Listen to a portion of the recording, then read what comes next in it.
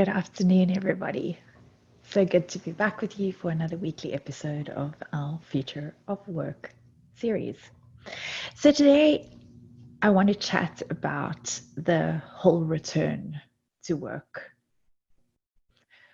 Can you call it a movement? I don't think you can call it a movement, but it's definitely a phase in this pandemic reality that we're living through at present that is definitive and standalone in its own right.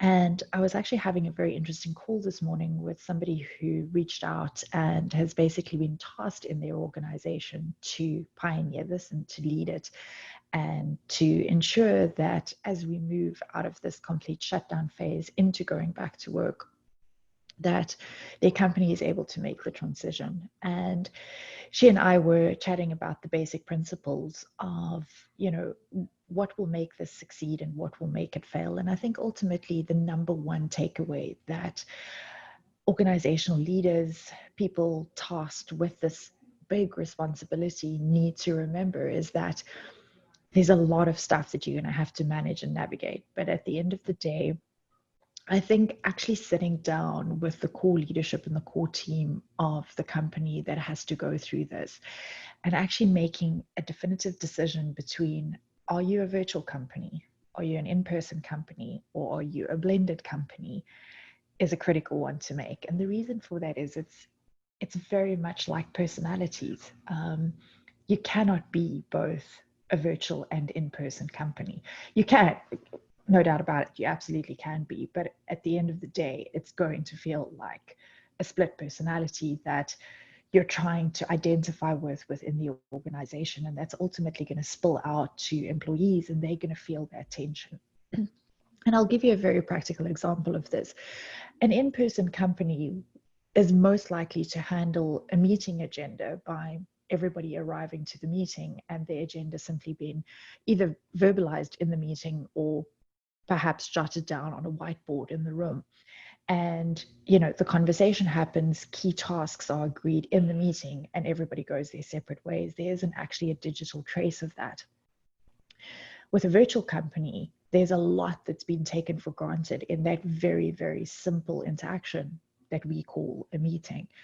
And because everything is visible and you're in person, that has to be replicated somehow in a virtual environment. And so simple things like the rules of work around how do we meet in a virtual environment are very new concepts that people haven't ever really considered.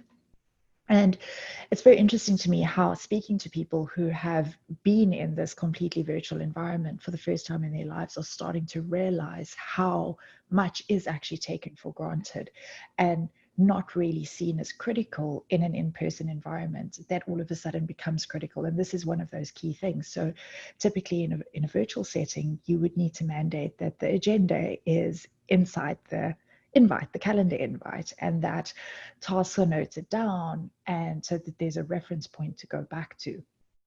And so, it's at the end of the day, why it is so important is because how you work. And in a previous episode, we've spoken about the 5 simple areas of work: tasking, communicating, managing documents, managing time, and managing meetings.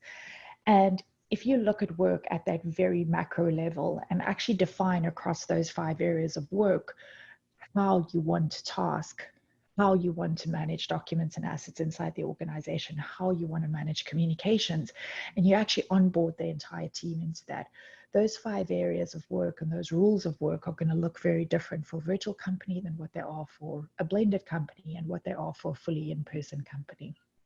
And so we no longer have the luxury of just assuming that people know how to work. There are simply too many tools, and we're functioning in a very complex environment. And so we need to go back to the basics, step out, ask ourselves that simple question: what are our rules of work, and how are we going to go about actually implementing them?